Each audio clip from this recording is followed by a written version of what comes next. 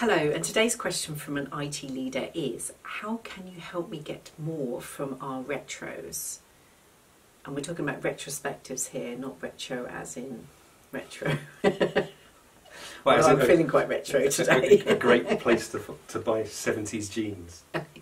Yeah, no, retros in the sense of retrospectives, having a look back at what we've done with a view that we might be able to use some of that going forward. Okay. So, I'm sure we can help or give you some ideas on this. There's maybe just a little bit about retros or a reminder about retros. Mm-hmm. The retrospective is something you'll see very commonly in Agile practice, but frankly should be used, I would argue, in just about everything you do in an organisation.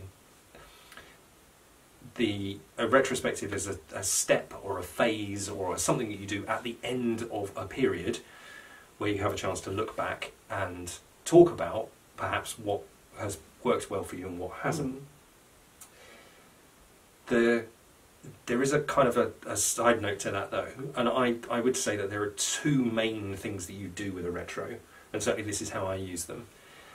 A retrospective, if you imagine after the end of let's stick with a sprint, so we've been working for 2 weeks, let's have a retrospective about how we worked, what could we learn. So things might come up like, we didn't have some of the resources that we needed, we need to make that more easily available, so we'll be faster next time, and action can be taken and that can improve. So that's one way of doing it. If you take a retro from that point of view, what went well, what didn't, you get general information each time. The second use for a retrospective is something more targeted. So in teams you will often, well, you'll know there'll be a bad smell, an elephant in the room that needs dealing with. You can use a retrospective in a team to help solve or help deal with that particular thing. And then there are loads of other benefits too. So along with the productivity that might come because of understanding what you could do better, being able to solve tensions, elephants, that sort of thing is superb.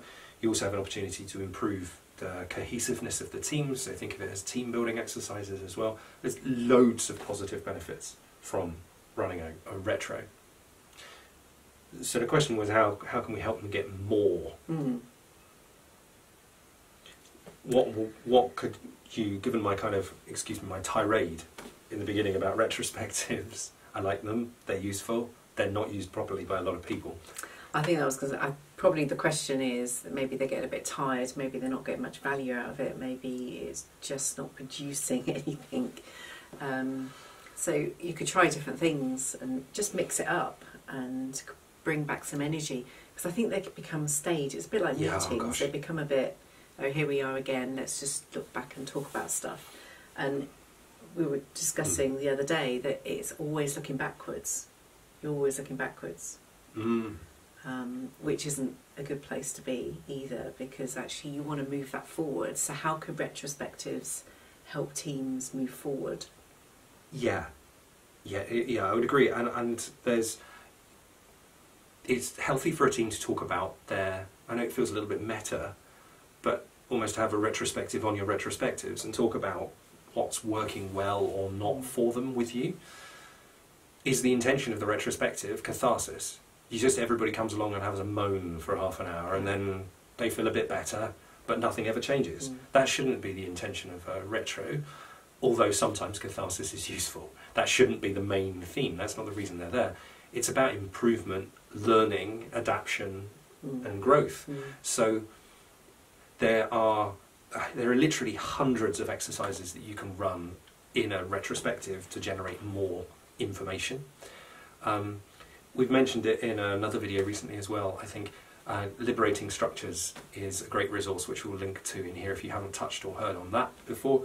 There are lots of different exercises in there that you can run with teams with different kind of outcomes in mind. So certainly that's a place to start.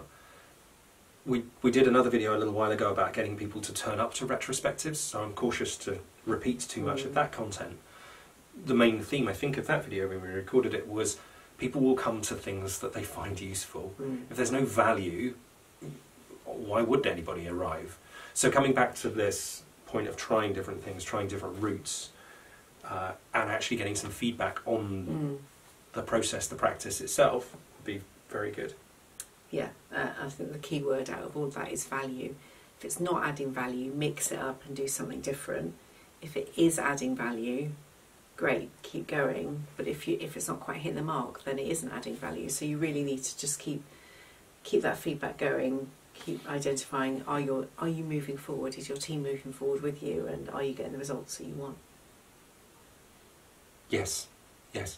So to help you get more from your retros, the answer to that, or rather that's very much within your hands. I know that's a very consultative thing to say. You'll get much more out of your retros if you pay attention to them. Focus on the way that you're doing them, get feedback from the teams that are coming along, try different patterns, but tell your teams that you're trying those patterns. So you experiment together. If you run a style of retro and everybody hates it, great, you've learnt something. Doesn't matter, you don't have to do it again. So I keep at it, and we'll link some resources in here as well. We'll help you with perhaps some ideas to get you started. Brilliant. Well, we hope that gives you some tips and some takeaways.